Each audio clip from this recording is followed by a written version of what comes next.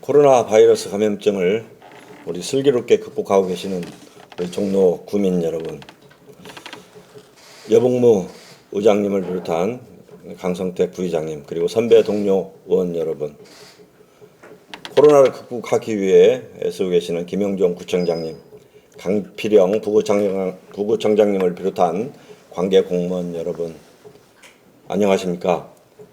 평창동, 가요동, 삼청동, 부암동 지역구 정재호 의원입니다. 그제는 102번째 맞는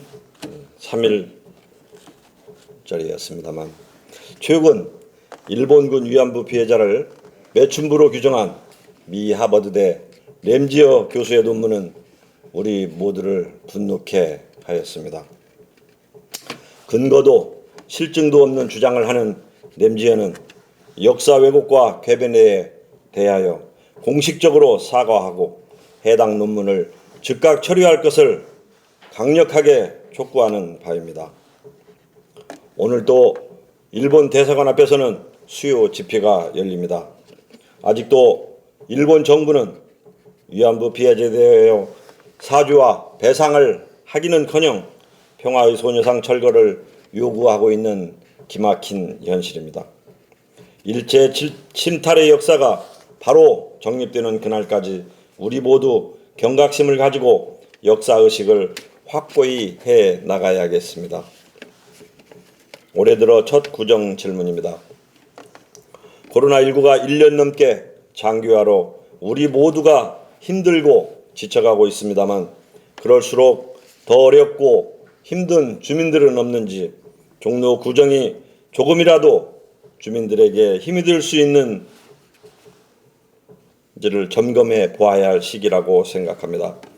그러한 측면에서 첫 질문은 코로나19 위기 극복 4대 입법 과제를 제안하고자 합니다.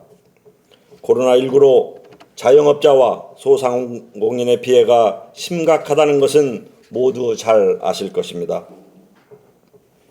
지난 1년간 서울 시내 상점 매출액은 9조 원이 감소하였으며 이들 3명 중 1명은 폐업을 고려하고 있다고 합니다.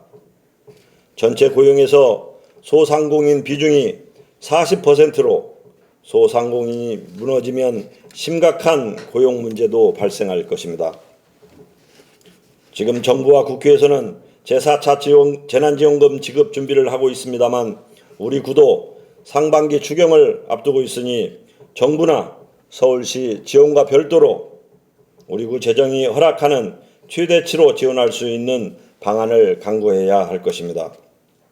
이를 위해 우리 구 중소기업 육성기금, 식품진흥기금, 문화지구 육성기금, 소상공인 지원조례 등 4개의 조례를 개정하여 재난안전법과 감염병 예방법에 따른 집합금지 또는 집합 제한 조치를 받은 영업소를 기금의 우선 융자 대상, 예산의 우선 지원 대상으로 규정하고 융자에 대한 이자도 지원할 수 있도록 제도화할 것을 제안합니다. 코로나19가 혹시나 종식된다 하더라도 또 이와 같은 재난이 발생하지 말한 법이 없습니다. 이제는 자연재난, 사회재난, 감염병 재난 등에 대응할 수 있는 지속 가능한 지원 정책과 제도를 마련해야 합니다. 이에 근본 상반기 추경은 코로나19 장기화에 대응하는 예산 편성이 되어야 할 것입니다. 방금 전 윤정복 의원이 얘기하셨던 코로나19 방역단도 예산 부족으로 2021년도에는 운영하지 못하고 있습니다. 현재 본 의원과 새마을 지도자를 중심으로 해서 새마을 지도자회에서 일주일에 1번 또는 2번씩 방역하는 걸로 운영하고 있습니다. 가능하면 빨리 추경해서 이분들에 대한 예산을 책정해서 새마을 지도자를 중심으로 한 코로나 방역단이 다시 운영될 수 있도록 했으면 합니다. 코로나19 방역단이 실제로 방역에 얼마나 큰 도움이 되느냐, 그거는 둘째라고 생각합니다. 주민들께서 그 방역단이 방역하는 모습을 보고 아, 정말 종로는 미리 이렇게 방역을 해주거나 마음의 안정을 갖는다고 합니다. 그래서 꼭 필요한 사업이라고 생각을 합니다. 소상공인 등에 대해서는 그에 걸맞는 지원과 제도 정비가 뒤따라야 할 것입니다. 이미 본 의원이 조례 정비에 착수했습니다만 구청장님과 해당 부서에 적극적인 협조를 요청드립니다. 코로나19 위기 극복 두 번째 제안은 우리 구 공공시설 임대료 감면입니다. 우리 구는 지난해 코로나19 피해를 지원하고자 종로문화체육센터 매점 등 총 29개의 공공시설에 대한 임대료 1억 9천여만 원을 감면하였고 감면율은 50%입니다. 본 의원은 공공시설 임대료 50% 감면도 좋지만 부족하다고 생각합니다. 어려운 시기에 전액 감면할 것을 제안합니다. 또한 여기에서 제외된 우리 구가 관리, 운영 중인 시설 입주 단체나 주민에 대한 임대료 감면도 필요합니다.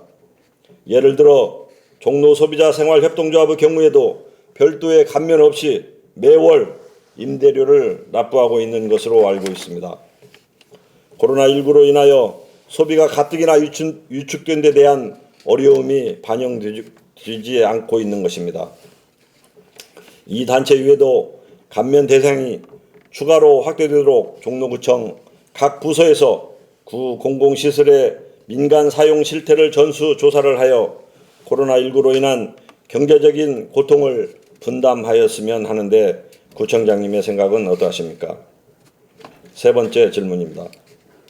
본 의원은 지난해 정례위 질문에서도 우리 구는 입지적인 제약을 극복하기 위하여 토지 이용 효율을 높여야 한다. 우리 지역의 인구 유입을 위해서라도 법이 허용하는 한도 내에서 구청장님께서 갖고 계시는 건축 심의 기준을 정비하여 가능한 최대의 범위에서 건축 규제를 완화해야 한다고 말씀드렸습니다. 정부와 국회에서도 도심의 역세권과 저층 주거지의 고밀도 개발을 추진하고 있으며 특히 역세권에 집중된 준주거지역의 용적률을 올리고 지구 단위 계획이 수립된 준주거지역 용적률을 700%까지 올려 고밀도 개발이 가능한 방안을 추진한다고 합니다. 또한 재개발, 재건축 등 도시정비사업 규제를 풀어주는 방안, 도시재생을 통한 주택 공급을 더욱 확대하기 위해 도시재생지역에 정비사업을 적용하는 방안도 검토되고 있다고 합니다. 도시재생이 단순히 도시의 유양만 단장하는 수준을 넘어 무주택 서민을 위한 주택 공급을 확대하는 기능을 갖추도록 제도 개선을 추진한다는 것입니다. 전적으로 환영합니다. 이러한 정부 대책과 개선 방향에 맞추어 우리 구도 규제 완화를 통한 주택 공급 확대 방안을 빠른 시일 내에 만들어내었으면 합니다. 우리 구 도시 재생 사업에 대한 전면적인 재검토가 이루어져야 합니다. 우리 구 건축 심의 기준 개정도 필요합니다. 기준 개정이 이루어진 지도 이제 7년이 넘었습니다. 많은 주민들의 건축 심의 개선 요구, 정부의 주택 공급 확대 정책, 종로구의 인구 감소를 감안하여 건축 심의 기준을 정비를 통한 구청장님의 종로구 전반 지역에 대한 건축 규제 완화 계획이 없으신지 묻고 싶습니다. 종로구 도시 기본계획 2100의 용역에서 도심 자연경과지구 등에 대한 건축 규제 문제가 어떠한 지향점을 갖고 용역 중인지에 대해서도 소상히 밝혀주시기 바랍니다. 올해 1월 기준 종로구 인구는 14만 9천여 명으로 과거 10년 전에 비해서 2만 명이나 감소하였습니다. 이런 추세라면 2100년도에 종로구에는 과연 몇 명의 구민이 살고 있을까요? 우리 구 인구 급감에는 여러 요인이 있겠습니다만 구도심으로 주거 환경이 열악하고 낙후된 도시라는 것에 주민 대부분이 공감하실 것입니다. 주거 환경이 좋고 사람 살기 좋은 종로를 위해서는 새집을 짓기 좋고 주택 건축이 활성화되는 도시, 사람이 살기 편한 종로가 될 수 있도록 하여 우리 구 인구 감소를 조금이라도 줄일 수 있는 계획과 방안이 도시 계획에 담겨져야 할 것입니다. 내일 모레는 만물이 겨울잠에서 깨어난다는 절기상 경칩입니다. 만물이 소생하듯 백신 접종과 K 방역으로 대한민국에서 코로나19가 사라지고 국민 모두가 일상으로 돌아가고 여러분의 모두의 가정에도 활력과 건강이 충만한 봄을 맞이하시길 간절히 소망합니다. 이곳 본회의장에서 구정 질문은 마지막인 것 같습니다. 끝까지 경청해 주셔서 감사합니다.